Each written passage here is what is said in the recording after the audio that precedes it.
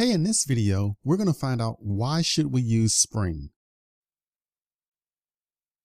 So Spring in a nutshell, basically Spring is a very popular framework for building enterprise Java applications. When Spring first came out, it was initially a simpler, lightweight alternative to J2EE. They basically give you a large number of helper classes to make enterprise development easier. But now you may wonder, well, what about J2EE or Java EE? And here they have client-side presentation. They talk about server-side presentation with JSP, servlets, XML, and web services.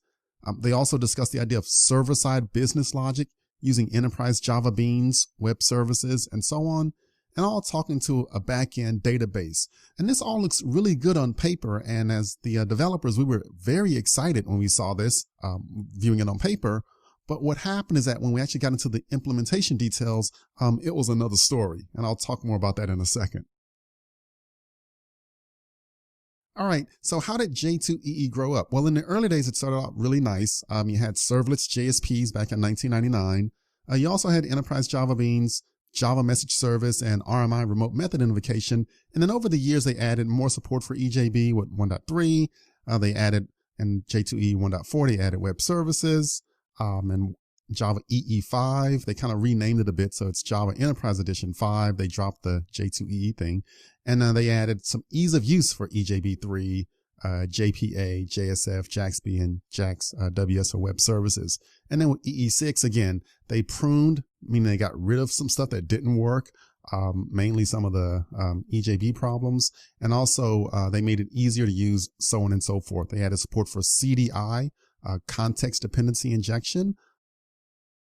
And then finally in Java EE7, they added support for JMS version 2, batch, concurrency, WebSockets, and so on. So that's kind of how J2EE grew up over time. So serverless and JSPs were like the initial popular items, and then they started adding other things along the way.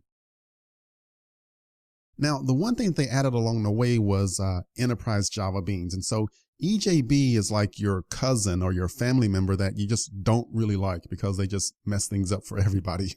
So the early versions of enterprise Java Beans, versions 1 and 2, were extremely complex to develop. You had to create these XML deployment descriptors. You had to define multiple interfaces. So like we have in this diagram here, to create a bean class, you had to have a home interface and then a component interface. And you basically had like 3 or 4 .java files just for an actual bean implementation. So just a lot of work. It was really clunky for a developer to write all of this code. It was very tedious and very error prone.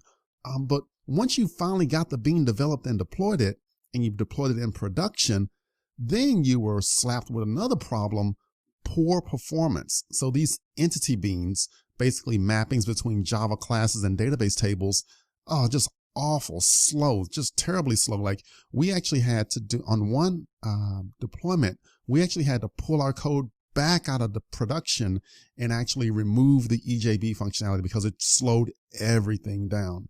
And so what happened over time is that a lot of developers started to continue to do J2EE, but they actually would do it without enterprise Java Beans.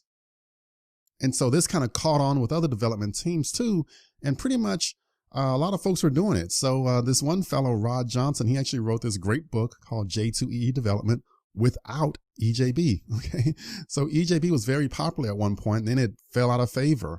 And so he pushed that out, and they also started working on the Spring framework. And so they released another book, Java Development with the Spring Framework.